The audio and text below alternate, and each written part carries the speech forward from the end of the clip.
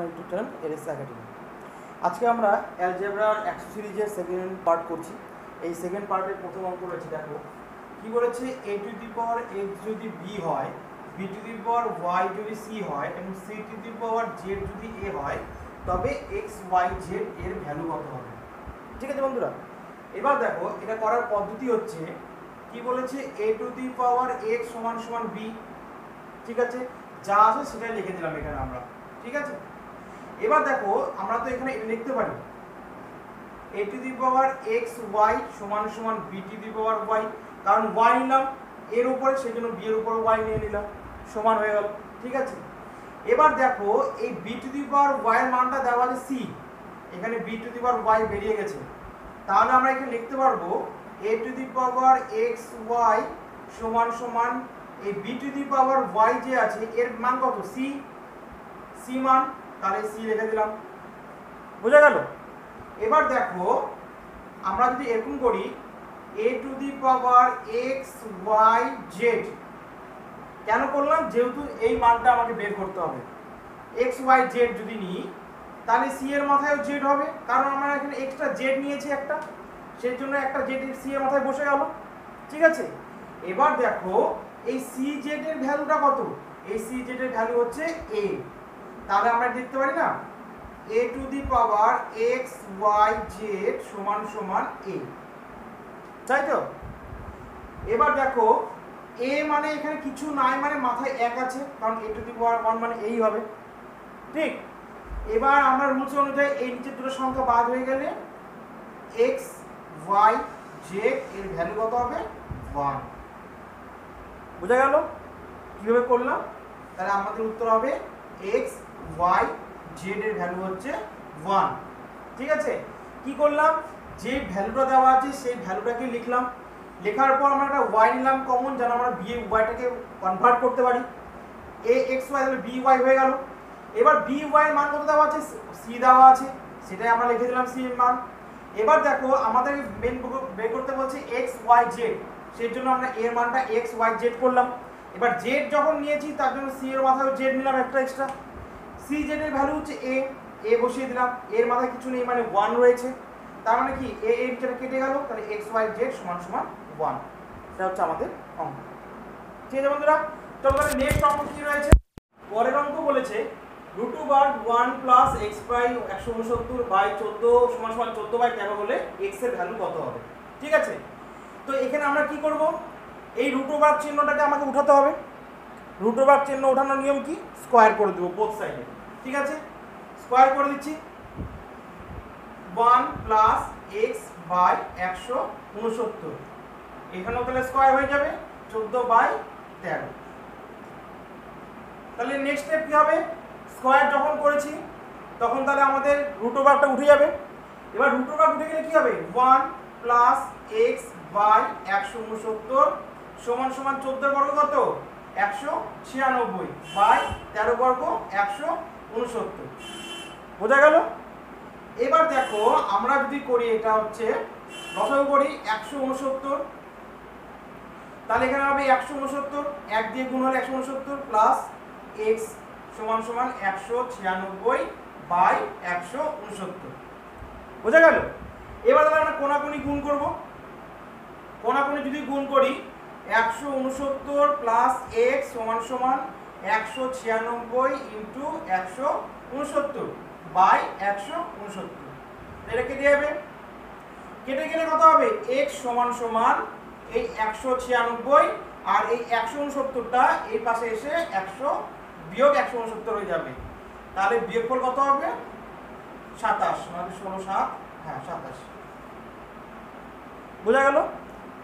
এটা হলো প্রসেস। চলো দেখি নেক্সট অঙ্ক কি রয়েছে।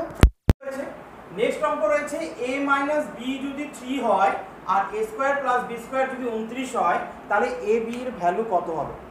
ঠিক আছে, তাহলে কি করব, আমরা একটা সূত্রে ফেলব, কি সূত্রে, এটা ফেলব, a² + b²। ঠিক আছে, এই a² + b² সূত্র কি, a - b তার whole square plus 2ab।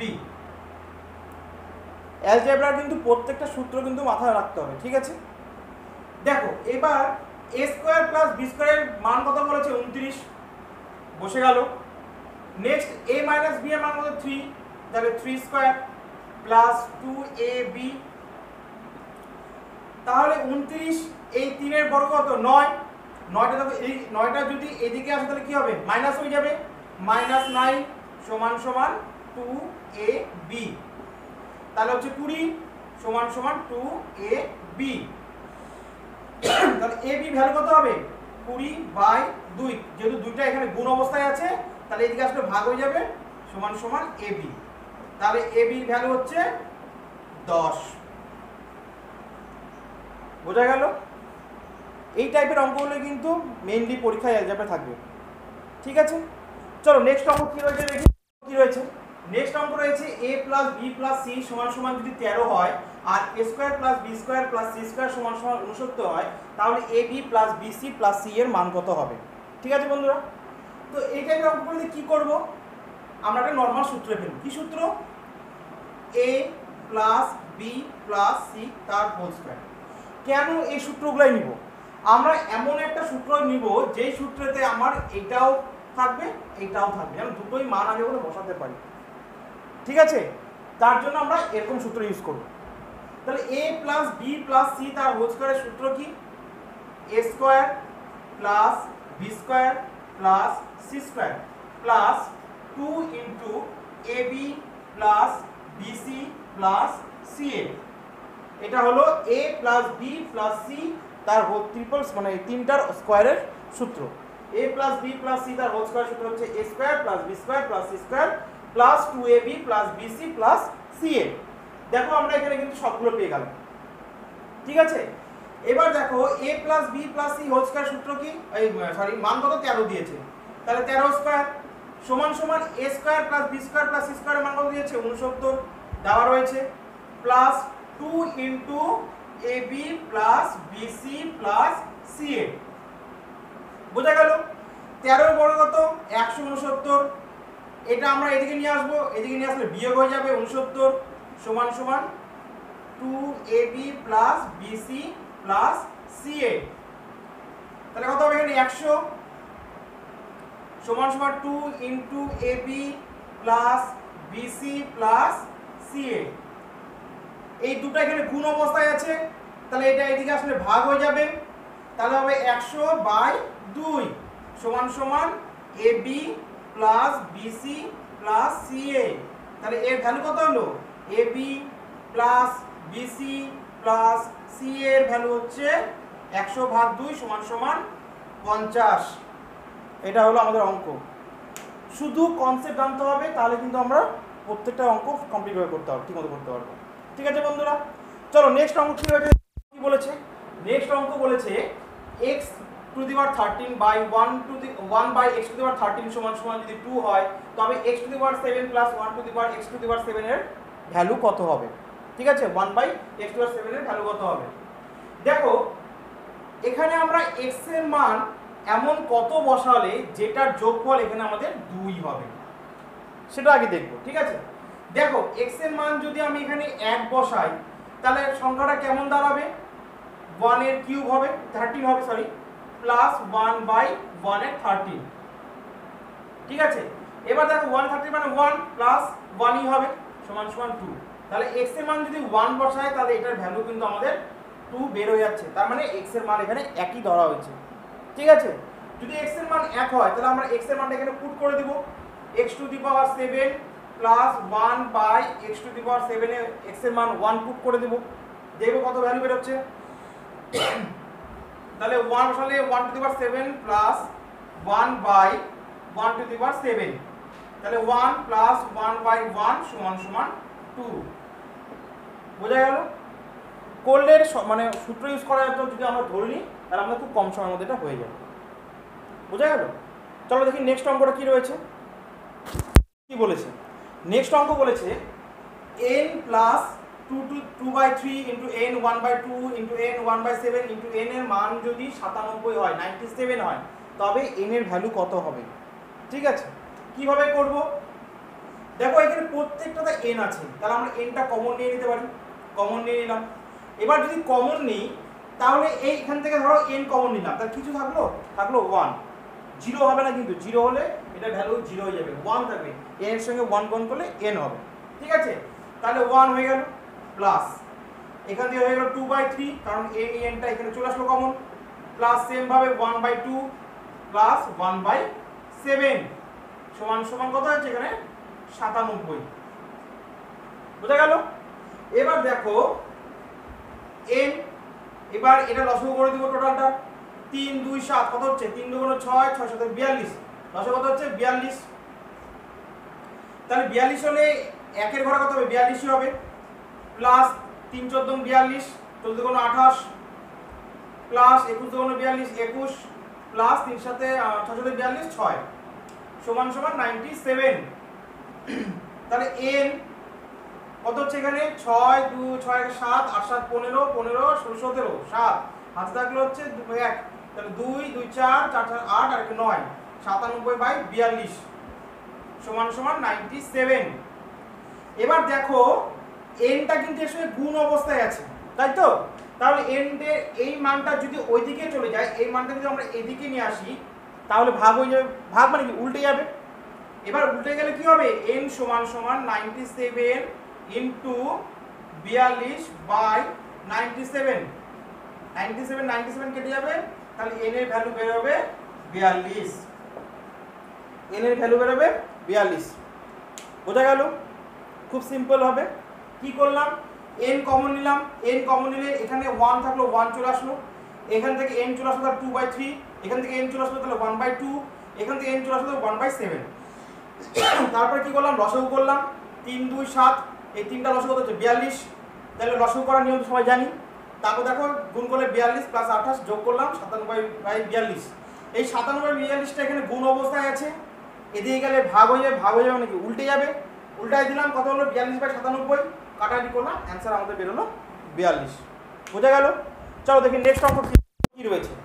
Next অঙ্ক রয়েছে 5 two the power x plus 3 সমান সমান যদি 25 two the power 3x minus 4 হয়, তবে x এর মান কত হবে। একটু অন্য টাইপের অঙ্কটা দিলাম, ঠিক আছে। দেখো এই টাইপের অঙ্কে কি করব, এখানে কি বলেছে 5 two the power x plus 3, ভালো করে বুঝবে, এখানে আছে 25। এবার দেখো আমরা এমন একটা সংখ্যায় নিয়ে আসবো, আচ্ছা আগে লিখে দিই এটাকে, 25 3x মাইনাস 4। যেহেতু দুটোর ক্ষেত্রে উপরে মান দেওয়া আছে, আমাকে এখানে এমন একটা সংখ্যা বানাতে হবে, এই জায়গাটা এমন একটা সংখ্যা বানাতে হবে যেটা যেন 5-এর মানে 5 এখানে যদি নিয়ে আসতে পারি, তাহলে নিচের 5 গুলো কেটে যাবে, তাহলে উপরে দুটো সমান চলে আসবে, কারণ উপরেরটাই x এর মান আছে, কারণ দুটোতেই x এর ভ্যালু আছে, তাই তো। তাহলে এটাকে কিভাবে করতে পারি, আমরা জানি যে 5-এর বর্গ কত 25, ঠিক আছে। তাহলে আমরা এটা করতে পারি না 5 স্কয়ার, এটার মানই তো 25, ঠিক। 5 স্কয়ার যদি করি তাহলে এখানে হয়ে যাবে 3x মাইনাস 4, তাহলে এটার মান কত হবে 5, 2 দিয়ে গুণ হবে 6x মাইনাস 4 2 8। তাহলে দেখো 5 two the power x plus 3 এর মান কত হলো 5 two the power 6x minus 8। আমরা দেখো দুটোতে 5 এর নিয়ে আসলাম, বোঝা গেল? এবার এই নিচে দুটো 5 আছে, তার মানে কেটে যাবে, উঠে গেলে কি হবে x প্লাস 3 সমান সমান 6x মাইনাস 8।